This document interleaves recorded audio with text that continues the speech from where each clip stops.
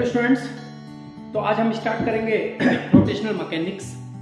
Rotational mechanics JEE mains advance के students के लिए कहीं ना कहीं बहुत ज़्यादा प्रॉब्लम फेस करते हैं। जेईई एडवांस स्टूडेंट खास तौर से उनको लगता है कि सर रोटेशनल मैकेनिक्स का तो क्वेश्चन हमसे बनता ही नहीं है। तो आज मैं फिजिक्स एचओडी आपको ये विश्वास दिला दूं कि इस लेक्चर को पढ़ने के बाद, देखने के बाद इस वीडियो को आप उन क्वेश्चंस को अब बना पाएंगे।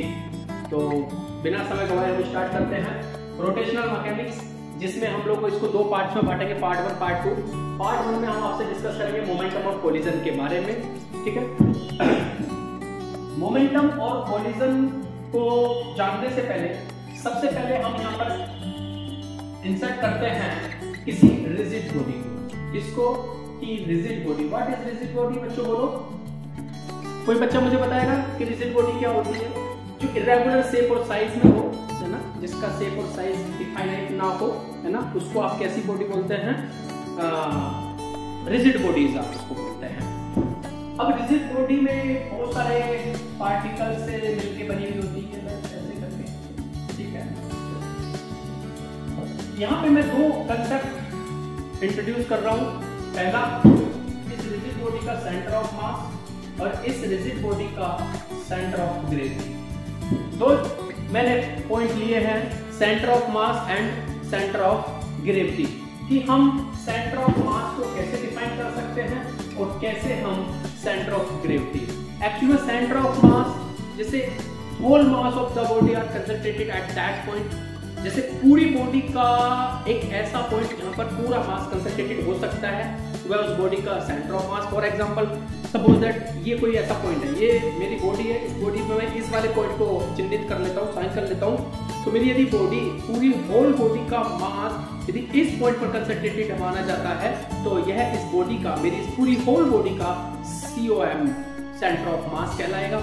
अच्छा, यदि सेंटर ऑफ ग्रेविटी, यस, ऐसा पॉइंट जिस पर पूरी होल बॉडी एक्शन में आती हो, जिस पॉइंट पर आने के बाद उसको हम लोग COG यानी कि सेंटर ऑफ ग्रेविटी कहते हैं।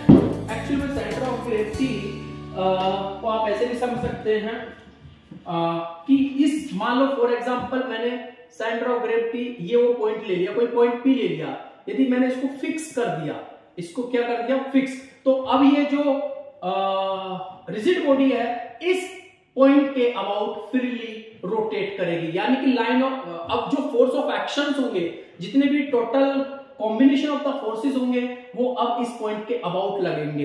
And then if this body try to reach the equilibrium position, यदि ये इक्विलिब्रियम की पोजीशन पर पहुंचने का कोशिश करेगा, तो उसके बाद इसका सेंटर ऑफ ग्रेविटी कैसे काम करेगा वो देखते हैं। तो इसका सेंटर ऑफ ग्रेविटी, यदि ये इक्विलिब्रियम की कंडीशन पे जाएगा, तो इसका सेंटर ऑफ ग्रेविटी अप्रोच करेगा जीरो की तरफ। किसकी तरफ अप्रोच करेगा बच्चों? जीरो की तरफ अप्रोच करेगा।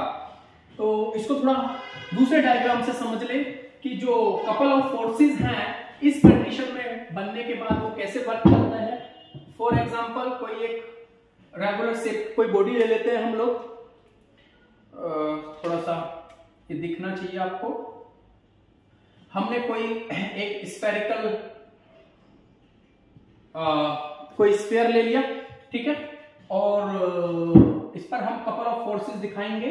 ये कोई एक स्ट्रेट लाइन हमने इस पर चिन्हित की A, B, और ये इसका सेंटर हमने चिन्हित किया C।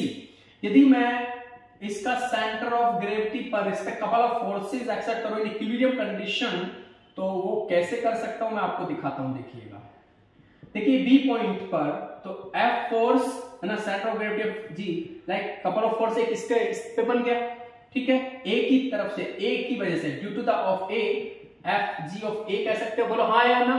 तो आप देख लीजिएगा, ग्रेविटी जो कपल ऑफ फोर्सेस है इक्विलिब्रियम कंडीशन पर, है ना, centre of gravity approach to zero.